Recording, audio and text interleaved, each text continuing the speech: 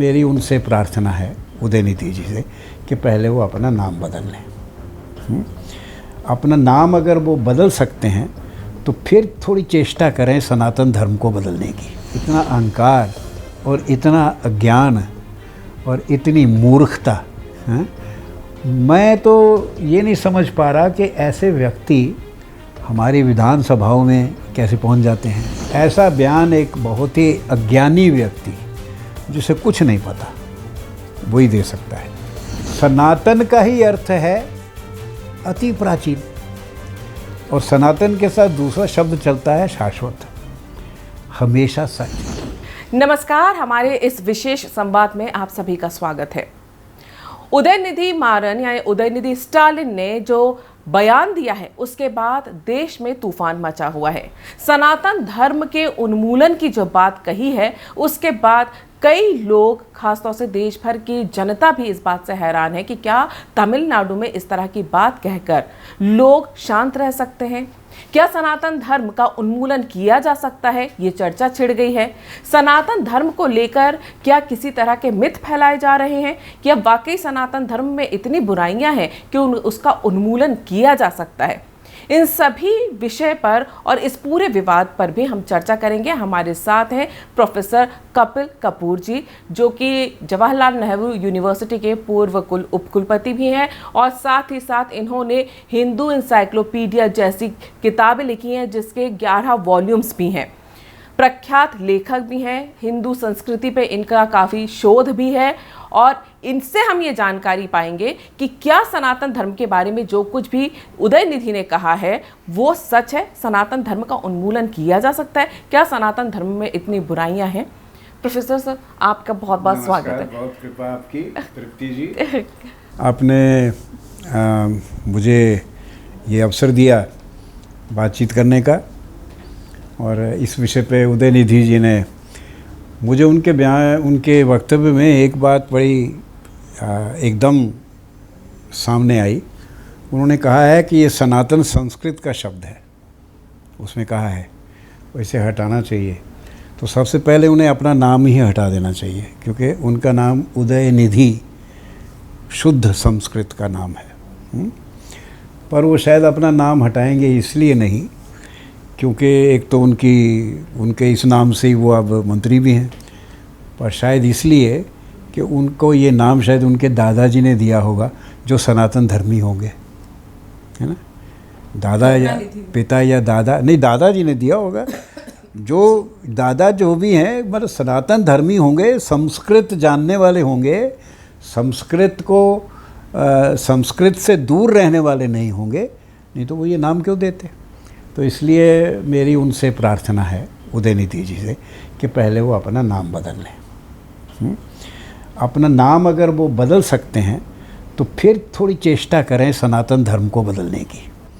धर्म तक विरोध करना तो बहुत लंबी चौड़ी बात है। बाद में अपने परिवार, वो अपने पिता का ही विरोध करके देखें, पहले कर सकते हैं।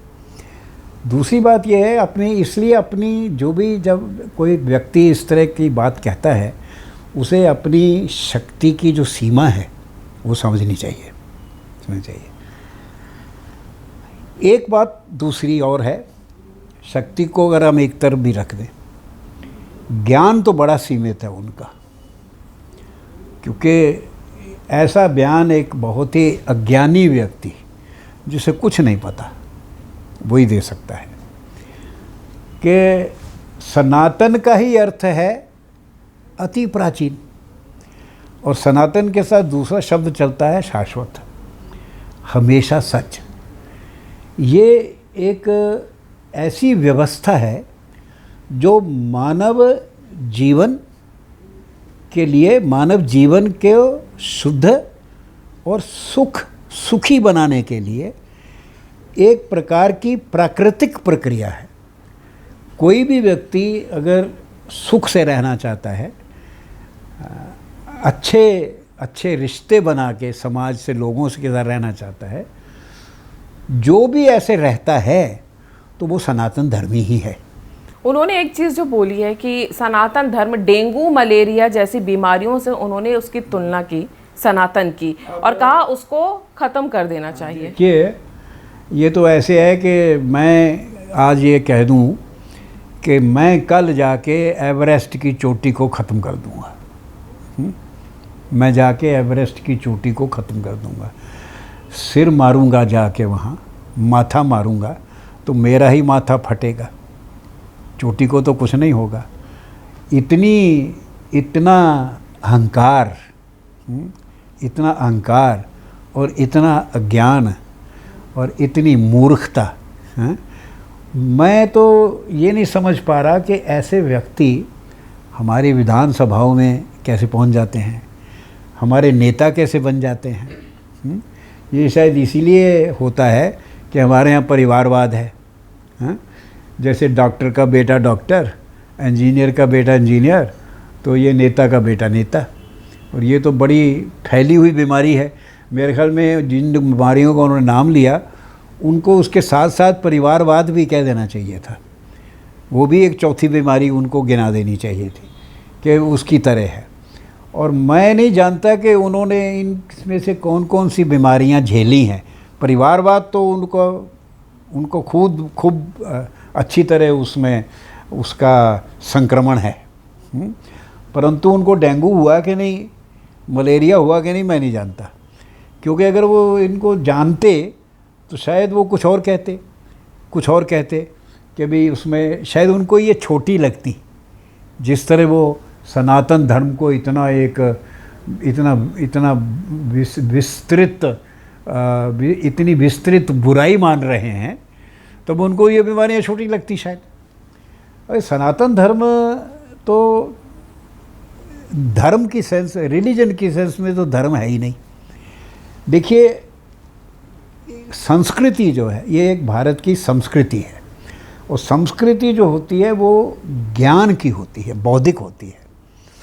संस्कृति क्योंकि बौद्धिक है, इसलिए शरीर को मार देने से वो संस्कृति ख़त्म नहीं होती। अब जैसे आपको पता होगा कि चाइना में 86 में एक कल्चरल रेवोल्यूशन हुआ, तो वहाँ के बहुत बड़े चिंतक हुए कन्फ्यूशियस। जितनी कन्फ्यूशियस की किताबें सब जला दी गई। पर किताबें जलाने से क्या विचार जल जाते हैं? विचार तो नहीं जलते। और आज दुनिया भर में चीन ने 100 से ज़्यादा यूनिवर्सिटियों में, विश्वविद्यालयों में कन्फ्यूशियस के नाम पे ही चेयर बना रखी है। तो इसलिए किसी के कहने से आप एक बौद्धिक संस्कृति को नष्ट कैसे कर सकता है कोई? कैसे करोगे? अगर हम बात करें, तमिलनाडु से वो आते हैं और जिस तरह से वो बातें कर रहे थे, तमिलनाडु ऐसा लगता है कि जैसे वहाँ के हिंदू धर्म के लोगों को कोई फ़र्क नहीं पड़ता हो, आहत नहीं होंगे, क्योंकि पॉलिटिकल कैरेक्टर हैं वो।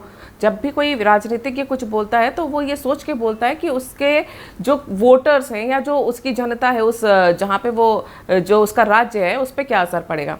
वो इस तरह से दिखाया जा रहा है कि तमिलनाडु के लोगों को फ़र्क नहीं पड़ता है, और ये काफ़ी दिनों से एक विवाद सा छिड़ा हुआ है। जबकि तमिलनाडु का सनातन धर्म से और विशेष तौर से हिंदू धर्म हुआ, वहाँ के मंदिर, प्राचीन मंदिर, सब कुछ वहाँ है। उधर तमिलनाडु से क्या हुआ देखें तो क्या उतना जुड़ाव सनातन धर्म का वहाँ पर है? जड़ें क्या है वहाँ? हाँ, देखिए,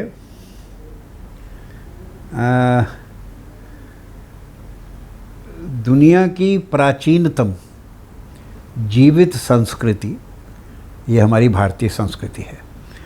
और भारतीय संस्कृति जो है एक ज्ञान की संस्कृति है, क्योंकि भारतीय सभ्यता पहले दिन से, प्रथम दिन से ज्ञान केंद्रित है। और भारतीय संस्कृति मूल्य आधारित है। वो मूल्य भी उसी ज्ञान, जो इतना हमारे जो बौद्धिक ग्रंथ हैं इतने विशाल हैं, इतने हैं, सारी दुनिया के बौद्धिक ग्रंथ एक तरफ और भारत के संस्कृत, पाली, प्राकृत के और ओल्ड तमिल, पुरातन तमिल के बौद्धिक ग्रंथ एक तरफ ज़्यादा हैं। तो इतनी प्राचीन ये हमारी बौद्धिक संस्कृति है। ये धर्म नहीं है। ये आपने ठीक कहा कि इसकी जड़ें बहुत गहरी हैं और सब जगह हैं, देश में सब जगह हैं। कहीं भी आप जाएंगे आपको इसी के अंकुर मिलेंगे, इसी की हवा मिलेगी और तमिलनाडु तो तमिल देश जो है, द्रविड़ देश, भक्ति द्रविड़ उपजी लाए रामानंद कहते हैं कि भक्ति, पूरी भक्ति मूवमेंट का स्रोत तो तमिल देश ही है, हाँ? सबसे पहला भक्ति कवि नहीं कवियत्री थी आंदाल, तमिलनाडु की, श्रीरंगम की, जिसने जो तिरुवुरुमुरई जो स्रोत लिखे भगवान के, वो आज तक 1400 साल से तमिलनाडु के सब मंदिरों में अंदाल के लिखे हुए स्तोत्र ही गाए जाते हैं जब पूजा होती है। और अंदाल प्रोटो मीरा है, मीरा से पहले की मीरा मतलब उनकी तो वो उनका अगर आप पढ़ें, उनके बारे में पढ़ें और किस प्रकार, देखिए आलवार और नायनवार मतलब शैव और वैष्णव भक्ति पोएट की भक्ति परंपरा तमिलनाडु की इतनी सक्षम है, इतनी पावरफुल है। और वहीं से निकल के बसवन्ना कर्नाटक पहुंची, वहाँ से ज्ञानेश्वर महाराष्ट्र में पहुंची, वहाँ से गुजरात में नरसिंह मेहता के पहुंची, वहाँ से पंजाब में शाह हुसैन और गुरु नानक के पास पहुंची, वहाँ से रामानंद जी के पास, वहाँ से जयदेव, वहाँ से सरला दास उड़ीसा में, वहाँ से फिर शंकर देव आसाम में। एक पूरी माला, भक्ति की माला, जिसका उद्गम तमिलनाडु से हुआ। और एक और बात अब जानिए कि जब भारत में धीरे धीरे, क्योंकि समय के साथ भाषा बदलती है और संस्कृत इतने विस्तृत प्रदेश में बोली जाती थी, एक समय आया कि धीरे धीरे पर भाषा बोलने में रूप बदलती जाती है। पर जिस भाषा में, उस भाषा में जो ग्रंथ लिखे जाते हैं, उन ग्रंथों में वो भाषा वो हो जाती है, बंध जाती है। तो वेदों की में तो संस्कृत वही है जो उस वक़्त बोली जाती थी, परंतु महात्मा बुद्ध के आने तक जो बोलचाल की भाषा थी वो तो बदल गई। तो उन्होंने जब लोक भाषा में बात की तो उन्होंने पाली में की। पाली पल्ली मतलब मार्केट या विलेज उसकी भाषा में।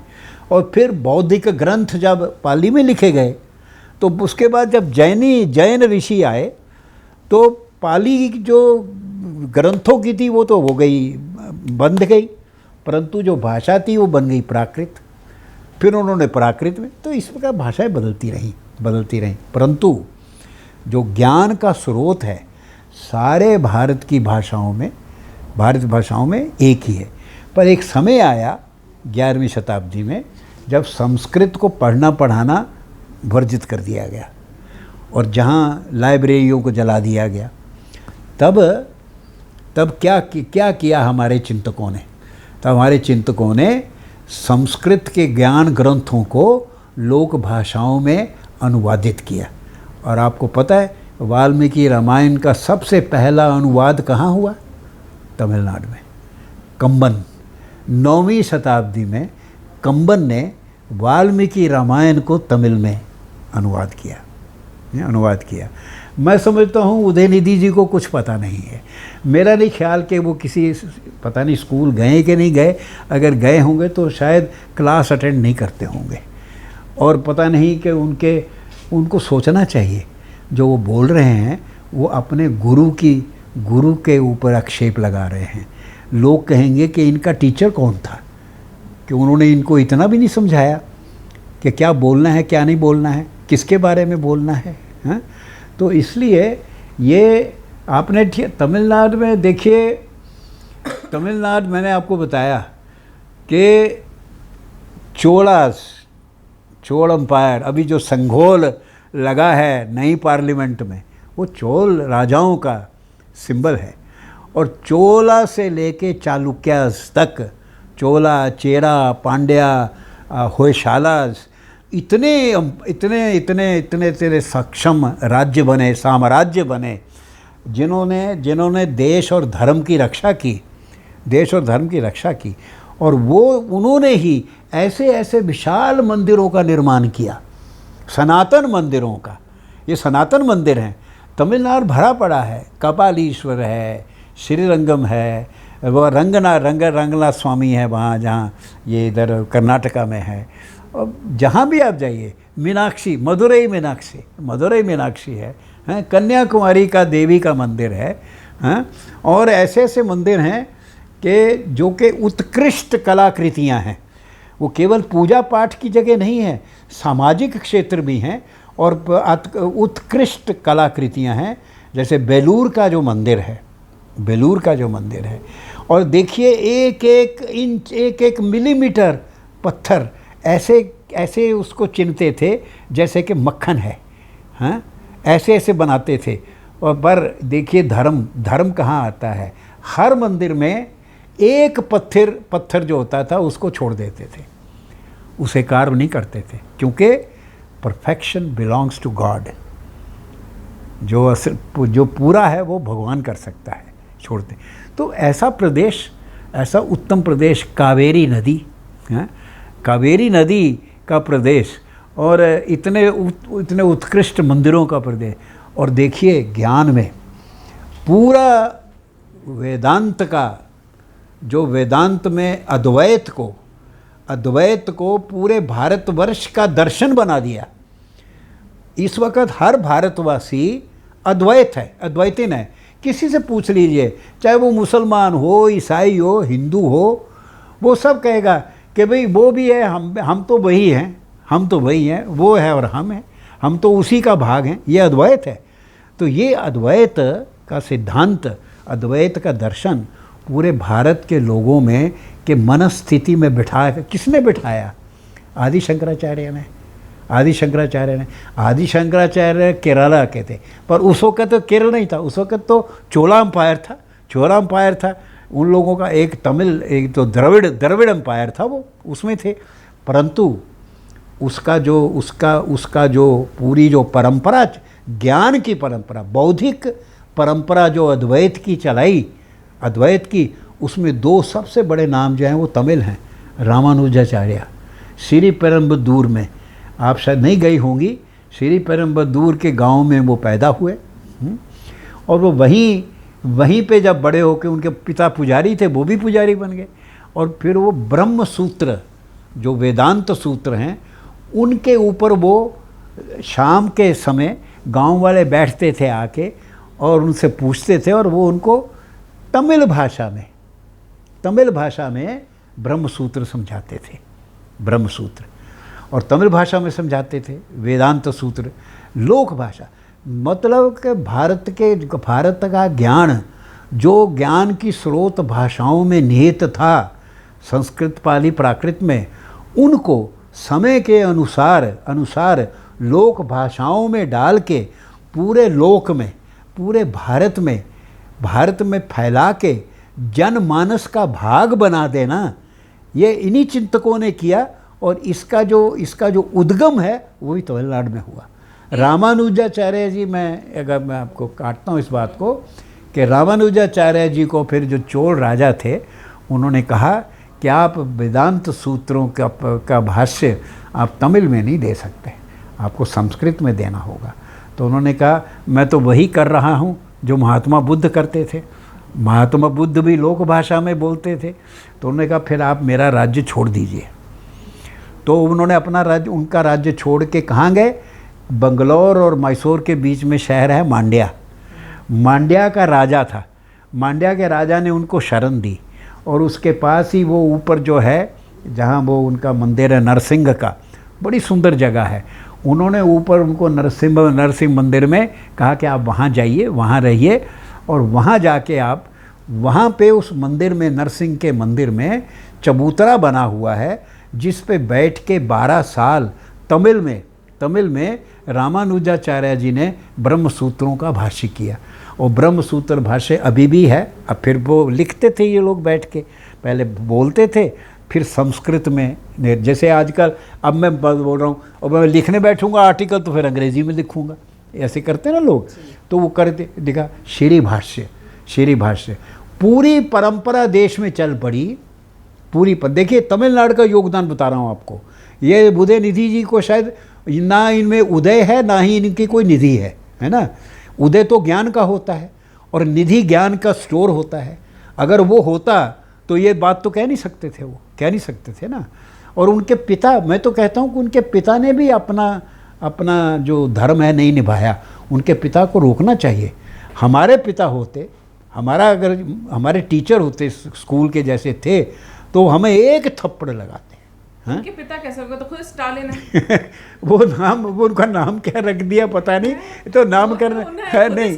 पर देखिए एक बात ये बड़ी सीरियस है कि रामानुजाचार्य जी ने जो किया, उन्होंने क्या किया, पूरे भारत के ज्ञान को लोक भाषा में डालने की परंपरा स्थापित की। उसके बाद ज्ञानेश्वर महाराष्ट्र में भगवद गीता, 15 साल की आयु में उन्होंने भगवद गीता पे मराठी में भाषे, जो आज भी मिलते हैं, ज्ञानेश्वरी कहते हैं उनको। अद्भुत किताब है, अद्भुत। ज्ञानेश्वर के बाद ये पूरी परंपरा चली लोक भाषा में। और आप देखिए इसका अंत जाके गुरु गोविंद सिंह में हुआ। गुरु गोविंद सिंह जी ने 17वीं शताब्दी के अंत में और 18वीं के शुरू में उन्होंने भागवत पुराण का जो दशम स्कंद है, भागवत पुराण का दशम स्कंद कृष्ण लीला वाला, उसको पूरा कृष्ण अवतार पंजाबी में, और वो खुद कहते हैं कि कथा भगवती की भाखा दियो बनाए। तो रामानुजाचार्य जी का तमिलनाडु से चलाई हुई परंपरा पूरी आसाम में माधव कंडली और शंकर देव ने वाल्मीकि रामायण आसमीज में कर दी। तो देखिए उनको तो इसमें बहुत प्राइड होना चाहिए था, अपने देश पर, प्रदेश पर प्राइड होना चाहिए। पर प्राइड भी तो देखिए आपको उसी चीज़ में कुछ होता है जिसको आप कीमत जानते हैं। अगर आपको हीरे को अगर आप सफ़ेद पत्थर ही मानेंगे तो आपको तो उसकी कोई वैल्यू नहीं है, कुछ कीमत नहीं है। तो वो ज्ञान ज़रूरी है, वो है नहीं। सनातन धर्म को अपमानित करने के लिए, बदनाम करने के लिए जो सबसे बड़ी बात कही जाती है कि वर्ण व्यवस्था, जिसे कास्ट सिस्टम से जोड़ दिया गया है। और हर बार यही कहा जाता है कि सनातन धर्म में वर्ण व्यवस्था या और कास्ट सिस्टम के तौर पे बता के, जिसकी वजह से समाज में असमानता पैदा हुई और उसका मूल कारण जो असमानता का है वो वर्ण व्यवस्था है। ये प्रचारित किया जाता है, जो कि आज की डेट में अगर हम देखा जाए उदयनिधि जैसे लोग जो हैं वो इसी को हथियार बनाते हैं। देखिए ऐसा है, समानता तो परिवार में भी नहीं होती। समानता का सिद्धांत वो जो फ्रेंच रेवोल्यूशन में उन्होंने all men are born equal, उससे बड़ा झूठ कोई हो नहीं सकता। No two persons are born equal. एक बाप के दो बेटे किस्मत जुदा जुदा है, होता है ना। तो एक परिवार में समानता नहीं होती।